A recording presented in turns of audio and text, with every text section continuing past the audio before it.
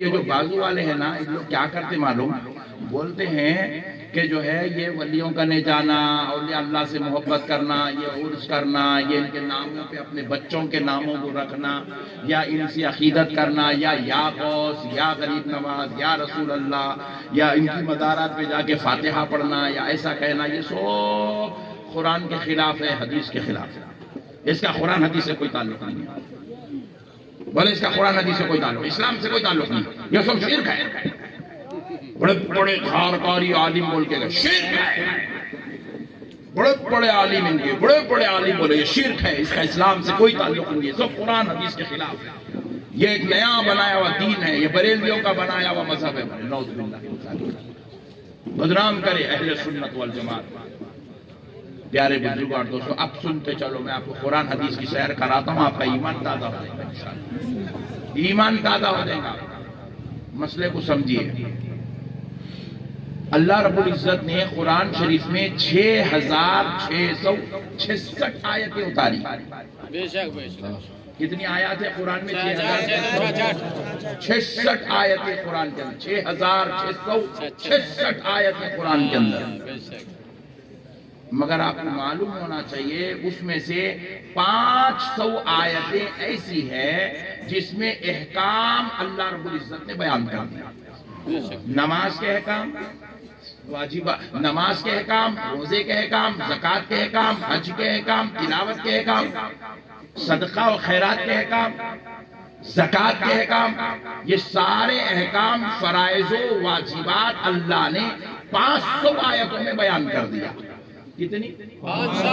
زور سے بولیے، 500 آیتوں میں۔ اب ہے کتنی آیت؟ 6666۔ جب 500 آیتوں میں یہ احکام بیان ہو گئے تو پھر اب بچی 6166 آیتیں۔ تو پھر اب یہ بقیہ آیتوں میں کیا ہو رہا؟ واہ واہ واہ واہ۔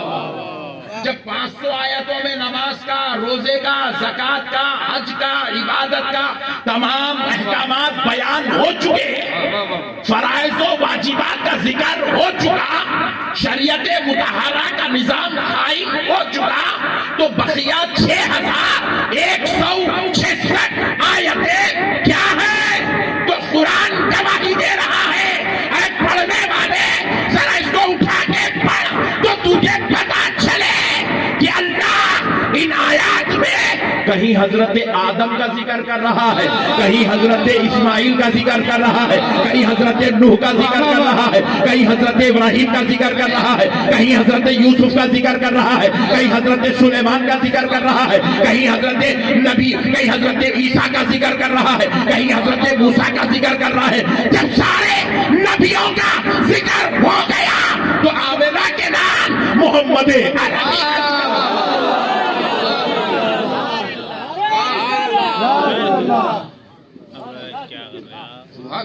تم لگا دو یار، نعرہ تکبیر، نعرہ رسالت، عرس حضور سیاح ایشیا، فیضان حضور سیاح ایشیا۔ یہاں تو ایسا ماحول نہیں ہے، یہاں ایسا نہیں ہے، مگر دوسری جگہ ایسا ہوتا۔ میں بیچارہ حیدرآباد کا ہوں بول کے میری تقریر میں نعرے میں لگتے، وہی یو پی کا مولانا ٹھہرا تو دنیا کے لگتے بھائی، ایسا ہوتا۔ کل ایک جلسے میں گیا تھا، کرناٹک میں تھا کل، وہاں پہ بیچارہ حضرت علامہ نقشبندی صاحب بولا، میں بولا اللہ کا شکر ہے علامہ تو بولا رے بابا تو۔ اتنی حسد، اتنی حسد، اتنی حسد آپ لوگ نہیں کر رہے، میں بول رہا ہوں، آپ دوسروں کے بارے میں بول رہا ہوں، آپ لوگ اپنے لوگ ہیں، نو پرابلم۔ تقریر کرے بعد بدعقیدوں سے بیٹنگ کرنا، تقریر کرنے سے پہلے اپنوں سے بیٹنگ کرنا، ایسی چل رہی گوہر بھائی پوری۔ تو اب مسئلے کو سمجھو، تو تم لوگ اگر اچھے نعرے لگو، تو میں بھی غلط فہمی میں مبتلا ہوں۔ دیکھو پہلے دودھ کا جلا چھاچھ بھی پھونک کے پیتا بولے جیسی حالت ہے میری۔ تو اب مسئلے کو سمجھو، اللہ رب العزت نے کیا کیا؟ انبیاء اکرام کا ذکر، محبوبوں کا ذکر قرآن میں کیا۔ اب ذرا اور غور کرتے چلو آپ، ہمارے استاد محترم جس جامع نظامیہ سے، جو ہندوستان کی سب سے بڑی عظیم دینی درسگاہ ہے، حیدرآباد دکن میں قائم ہے، جو رسول اللہ صلی اللہ علیہ وسلم کے حکم پر قائم کی گئی، وہ جامعہ کے صدر الشیوخ شیخ الشیوخ حضرت علامہ سید شاہ طاہر رضوی القادری سرکار امام علی رضا کی اولاد سے تھے، اس لیے رضوی لکھتے تھے۔ امام سید شاہ طاہر رضوی القادری علیہ رحمت و رضوان فرماتے ہیں اللہ نے قرآن کی ہر 3 آیت میں ایک آیت عظمت مصطفیٰ پر نازل کی، اور آپ اتنے بڑے درجے کے مفسر تھے، اتنا اعلیٰ علم آپ کے سینے میں تھا، آپ کو ایک پارے کی تفسیر کرنے کے لیے 10 سال کا وقت لگا تھا، اتنے بڑے عالم تھے۔ وہ فرماتے ہیں کہ اللہ نے ہر 3 آیت میں ایک آیت شان و عظمت مصطفیٰ پر نازل فرمائی ہے۔ اب ذرا غور کیجئے، یہ آیات مبارکہ میں انبیاء کا ذکر ہو گیا، پھر بات یہیں پر ختم نہیں ہو رہی ہے، ہمارا موضوع تو اولیاء ہے۔ اب ذرا غور کرو، جب انبیاء کا ذکر ختم تو اب جو آیات بچی ہوئی ہے، کسی آیت میں اللہ ولیوں کی کرامتوں کا ذکر کر رہا ہے، کئی آیتوں میں اللہ ولیوں کے اخلاق کا ذکر کر رہا ہے، ولیوں کے چلنے کا ذکر کر رہا ہے، ولیوں کی راتوں کی عبادتوں کا ذکر کر رہا ہے، ولیوں کا غاروں میں آرام کرنے کا ذکر کر رہا ہے، ولیوں کا لمحوں میں تخت دلخیش اٹھا کے لانے کا ذکر کر رہا ہے۔ کہیں اللہ اپنے آسمان سے جنت سے ان کی بارگاہوں میں غذا اتارنے کا ولیوں نے اپنی اولاد کو جو نصیحتیں کی، اللہ نے وہ نصیحتوں کا ذکر، ولیوں کا ذکر قرآن میں ہے۔ ہم لوگ جلسوں میں کیا کرتے ہیں، برکتن الا ان اولیاء اللہ لا خوف علیہم ولا هم یحزنون ایک آیت پڑھتے کیونکہ یہ جامع آیت ہے، تو اس لیے ہمارے سنیوں کو بھی غلط فہمی ہو گئی، ایک ہی 6 کی آیت پڑھی۔ ایسا نہیں ہے، قرآن پاک میں سینکڑوں آیتیں ولیوں کی عظمتوں پر اللہ نے نازل فرمائی۔ اب ذرا آپ اور سیر کریں گے تو آپ کو پتا چلے گا کہ دیکھو اللہ نے صرف قرآن پاک میں اللہ نے ولیوں کا ذکر نہیں کیا، بلکہ اللہ نے قرآن میں ایک سورہ نازل کیا جس کا نام ہے سورہ لقمان۔ سبحان اللہ، کیا ہے ذرا بول سے بولیے، ذرا زور سے بولو، سبحان اللہ نے جی سورہ لقمان بولو، بولو کیا ہے سورہ؟ یہ لقمان جو ہے نا، یہ کوئی پیغمبر نہیں ہے، یہ کوئی نبی نہیں ہے، رسول نہیں ہے، جمہور کا متفقہ اس بات پر فیصلہ ہے کہ حضرت لقمان اللہ کے ولی ہے، سبحان اللہ، اللہ کے ولی ہے، بڑے صالح، متقی، پرہیزگار، عابد، زاہد، اور اللہ نے ان کو ایسی حکمت و دانائی عطا کی تھی، اپنے دور کے سب سے اعلیٰ درجے کا حکیم بھی ہے۔ سبحان اللہ، سبحان اللہ، حضرت لقمان ولی ہے۔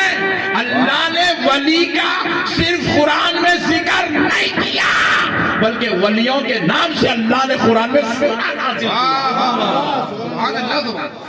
نازل کیا ہے، سورہ نازل کیا ہے ولی کے نام سے۔ اچھا بات اسے بھی ختم نہیں ہوتی، حضرت لقمان کے نام کا سورہ ہے تو بیچ میں ایک رکوع بھی ہے جو 21ویں پارے میں حضرت لقمان نے اپنے بیٹے کو جو نصیحتیں کی، اللہ وہ نصیحتوں کو قرآن میں نازل کر رہا ہے۔ سبحان اللہ، سبحان اللہ۔ دیکھو آپ بھی اپنے گھر میں بیٹے رکھتے ہیں، روزانہ پکار رہے ہیں، مگر آپ کی بات نہ لال کتاب میں لکھی جا رہی نہ ہری کتاب میں لکھی جا رہی۔ آپ کی کتاب آپ کی بیگم بھی کاؤنٹ کرنے کو تیار نہیں، بولے روزانہ کا پکارا بھولے کا نکل ایسے بول رہے ہیں، بیگم بھی آپ کو قبول کرنے تیار نہیں ہے، پیچھے لگا بچہ بول رہا ہے دماغ خراب کرنا، اس سے پہلے گھر کے باہر بھاگ جاؤ بول رہا۔ ہماری نصیحتوں کی کوئی ویلیو نہیں ہے، مگر حضرت لقمان نے نصیحت کی، اللہ نے ان کی بیٹے کو کی جانے والی نصیحت کو قرآن نے ذکر کیا، کر کے بتایا کہ دنیا والوں مجھے صرف ولی ہی پسند نہیں ہے، بلکہ ولیوں کی باتیں اور نصیحتیں۔ نعرہ تکبیر، نعرہ رسالت، فیضان سیاہ ایشیا۔ اب سنو قرآن پاک، اللہ رب العزت ارشاد فرما رہا ہے وَإِذْ قَالَ لُقْمَانُ لِابْنِهِ فَهُوَ يَعِظُهُ يَا بُنَيَّ لَا تُشْرِكْ بِاللَّهِ إِنَّ الشِّرْكَ لَظُلْمٌ عَظِيمٌ۔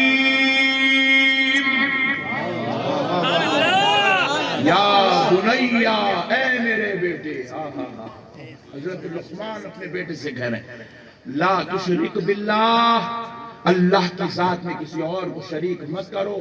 ہر مذہب والا اپنے اپنے خدا رکھتا ہے، اپنے اپنے جو ہے وہ خدا رکھتا ہے۔ خدا تم کسی کے مذہب کی طرح تم اللہ کے علاوہ کسی اور کو خدا نہ بنانا، کسی اور کی پرستش نہ کرنا، کسی اور کی پوجا نہ کرنا، کسی اور کی عبادت نہ کرنا، کیونکہ میرے بچے سن، ان الشرک لظلم عظیم، بے شک شرک سب سے بڑا گناہ ہے۔ بے شک بے شک حضرت لقمان نصیحت کرے، اللہ قرآن میں بیان کر رہا ہے۔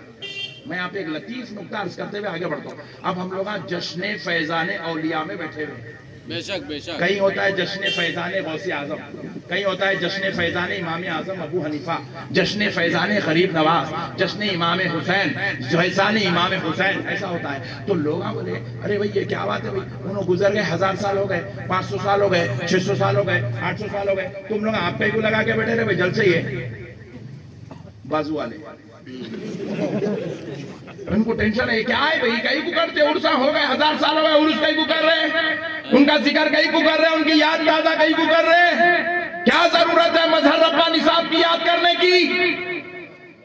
سنو اے مسلمانوں، کان کھول کے سنو، اللہ کو حاضر ناظر جان کے سنو۔ دیکھو قرآن کس پہ اتر رہا؟ نبی پر، پیارے نبی پہ۔ بے شک نبی پر، کس پہ اتر رہا؟ نبی پر، اتارنے والی ذات اللہ کی ہے، قرآن لینے والی ذات رسول اللہ کی ہے۔ بے شک بے شک حضرت لقمان حضور کے دور کے ہیں، ہزاروں سال پہلے کے ہیں۔ ہزاروں سال پہلے تھے حضرت لقمان، خدا خدا ہو کر ہزاروں سال پہلے گزر جانے والے محبوب کا ذکر اپنے پیارے حبیب کے نعرے تکبیر، نعرے رسالت، عرص حضور سیاح ایشیا حضرت علامہ احمد نقشبندی صاحب قبلہ ہزاروں سال پہلے گزر جانے والے اپنے ولی کا ذکر، بیٹے کو کی جانے والی نصیحت اللہ پیارے حبیب پہ اتار رہا ہے، جبکہ اللہ کو ان کے ذکر کی کیا ضرورت تھی؟ بے شک بے شک خود اپنا ذکر اتارتا یا اپنے حبیب کا ذکر اتار دیتا یا اپنے حبیب کی امت کی کسی ولی کا ذکر اتار دیتا، مگر اللہ کیا کر رہا ہے؟ پچھلے گزرے ہوئے ہزاروں سال پرانے پہلے کے ولی کا ذکر قرآن میں کر کے بتا رہا ہے کہ ولیوں کا ذکر ان کے وفات کے ہزاروں سال بعد کرنا یہ کسی بریلوی والوں کا طریقہ نہیں ہے، یہ تو خالق کائنات رب ذوالجلال